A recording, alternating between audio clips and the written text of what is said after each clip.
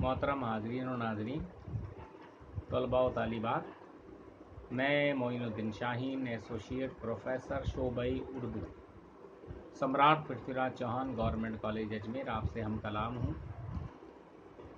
कल की नशस्त में हमने मसनवी ज़हर इश्क के बाज़ इब्तदाई अशार की तशरीह पेश की थी और उन अशार के आगे शायर ने क्या बयान किया है वो आपके सामने पेश किया जाएगा।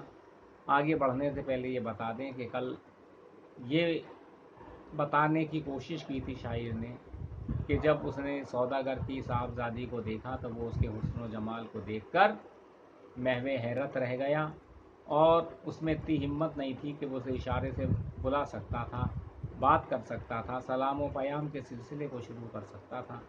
फिर उसके बाद क्या हुआ, आगे मुलाहिजा फरमाएं। शायर कहता है कि देखता उसको बार बार था मैं, महवे हुस्ने जमाले यार था मैं, गो में रोके हुए हजार रहा, दिल पा लेकिन न इख्तियार रहा। इसी सूरत से हो गई जब शाम, लाई पास उसके एक कनीस पयाम, बैठी ना हक में होलें खाती हैं, अम्मा जान आप ही बुलाती हैं। गेसू रुख पर हवा से हिलते हैं, चलिए अब दोनों वक्त मिलते हैं। सुन के लौंडी के मुंह से ये पैगाम, गई कोठे के नीचे वो गुलफाम। उसका जलवा न जब नज़र आया, मैं भी रोता हुआ उतर आया। शाम से फिर शहर की मरमर के, और शब वो काटी खुदा खुदा करके। शायर कहता है कि वो सौदागर की लड़की को देख रहा था, आंखें चार का हुई दोनों की, आपस में न बात हुई न मुलाकात हुई, बस देखते रहे। अब ये हुआ कि धीरे धीरे शाम ढलने लगी। शाम ढली तो कुछ कनीस माने गुलाम, नौकरानी, लेडी सर्वेंट छत पर आई और उन्होंने कहा कि आपकी वालिदा मोहतरमा आपको बुला रही हैं। जबकि शायर उसके हुस्न व जमाल से महजूज हो रहा था और वो बहुत अपने आप को रोके हुए था, लेकिन उसके दिल पे अख्तियार नहीं रहा। उसकी बेचैनी, उसकी बेकरारी, उसकी बेकली, उसकी नाराहती बढ़ती चली गई और ऐसे में कनीज़ उनको बुलाने के लिए चली आई कि बैठी ना हक में होलें खाती हैं, अम्मा जान आपको बुलाती हैं। कहते हैं कि भाई हौल खाना ये जुमला है। देखिए जितनी भी मसनवियाँ लखनऊ में लिखी गई हैं उनमें ज़्यादातर मुहावराती ज़बान ज़रबुल मस्ल का इस्तेमाल हुआ है। ये कहना चाहते हैं कि वो हौल खा रहे हैं, यानी खौफ ज़दा हैं कि भाई मेरी बेटी अकेली है, कहाँ है, उसको देखे हुए मैं कुछ वक्त गुजर गया। तो बोले चलिए आपको बुलाया जा रहा है और कहा है कि आपके बाल जो बिखरे हुए हैं आपके चेहरे पे उड़ रहे हैं, है ना। चलिए अब दोनों वक्त मिलते हैं। दोनों वक्त मिलना ये भी एक जुमला है कि जब दोनों वक्त मिलते हैं यानी सुबह और शाम ख़त्म हो जाता है, शाम सुबह का सिलसिला दोपहर के सिलसिले के साथ, तो रात और शाम का मिलन होता है।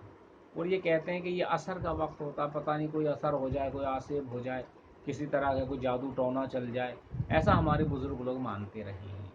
तो वो कहते हैं वो तो बाल खुले हुए हैं, खुले हुए बालों में कहते हैं भूतनी में लग जाती है, और पता नहीं क्या क्या कहावतें आप लोग भी सुनते होंगे बुज़ुर्गों से कि बाल बाहर नहीं खोलना चाहिए शाम के वक्त। तो कहते हैं कि तुम्हारे चेहरे पे जो बाल उड़ रहे हैं और क्या बोलते हैं दोनों वक्त भी मिल रहे हैं, ये वक्त अच्छा नहीं है, इसलिए फौरन छत से उतरकर नीचे चला जाए क्योंकि रोशनी का वक्त हो रहा है।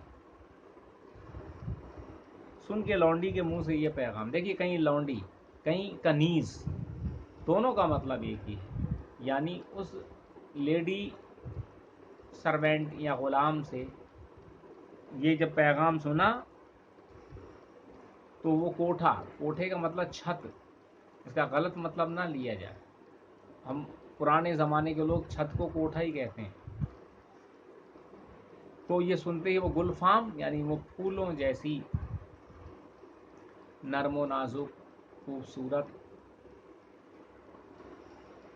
खातून, या ये कहिए कि वो शहजादी अब अपने